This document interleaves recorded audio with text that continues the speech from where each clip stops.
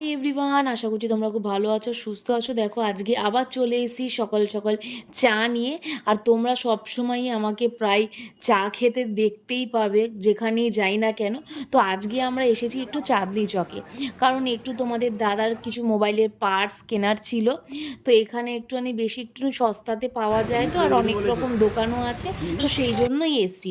আর ওখানে একটা খাবারের দোকান দেখাতে আমরা এক প্লেট ওখানে অর্ডারই দিয়ে ফেলেছি। সেটার মধ্যে কী ছিল বলো তো, একটা কুলচা আর একটা বাটার নান। তো ওই দুটো খেয়ে আমরা এবার বাড়ি চলে আসছি, আমাদের কাজ হয়েও গেছে। আর আমরা মেট্রো করে বাড়ি ফিরেছি। আর আমরা এইখান থেকে আবার যাব অশোকাতে। কেন বলো তো, কারণ আমাদের একটা মুভির টিকিট কাটা ছিল, সেটা হচ্ছে সিংঘাম। তো কারা কারা সিংঘাম দেখেছো আমায় কিন্তু কমেন্টস করে বলবে। তোমরা কিন্তু কমেন্টস করতে সব সময় ভুলে যাও।